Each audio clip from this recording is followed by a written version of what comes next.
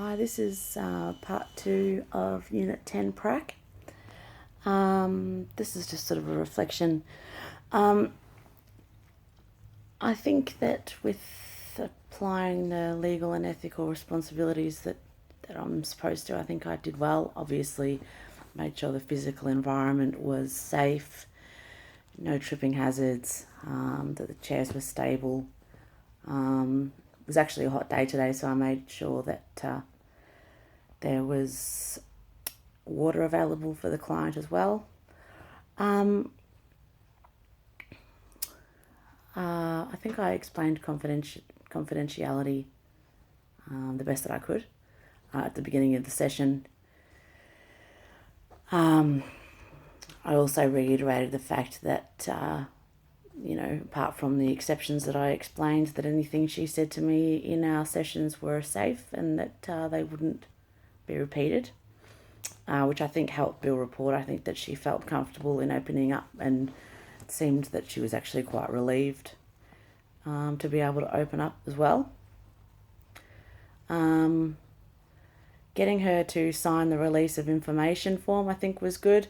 Obviously, I'm bound to release the information to social services anyway, but actually having her sign it is good. I felt like it showed that I was able to explain it in a way that she was willing to cooperate.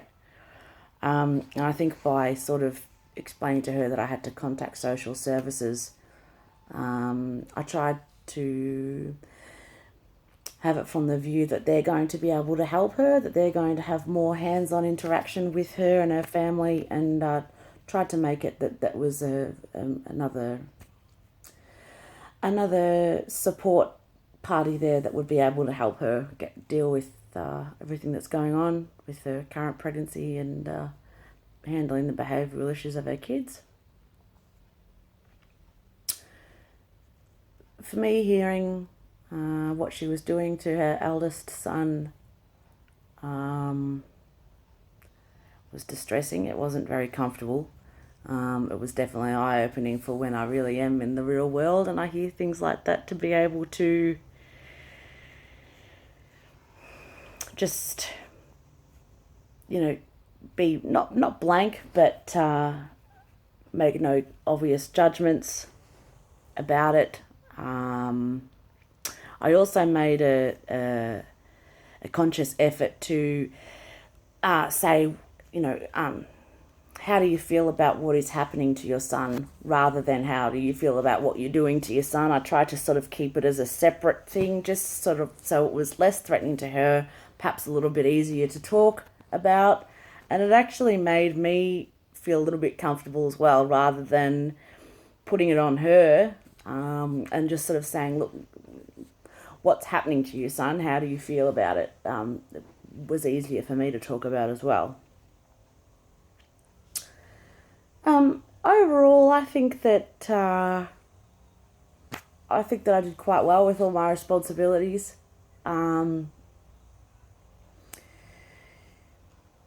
Obviously, if a supervisor was there, I would have had permission from her to perhaps discuss things with my supervisor and get some advice. And I think I lived up to my responsibilities by referring her on to a counsellor who is more experienced in that department, with helping families where there's domestic violence. Also, families where they'll obviously be involved with social services. Having a counsellor that is more aware of how social services operate and what's involved with it, I think would be really good for her and her family as well. So I think that if it was a real life situation, I think what I did and how I handled it was good. Definitely have to work on my own emotional involvement, and really being sure that any feelings that I have about a certain person's behaviour or what they're doing, that I have to really concentrate on making sure that doesn't come through, because I don't want to alienate my clients. I don't want them to think that I'm judging them. So yeah, something definitely to work on. But overall, I think that it went quite well. I think that's everything. See you in a month.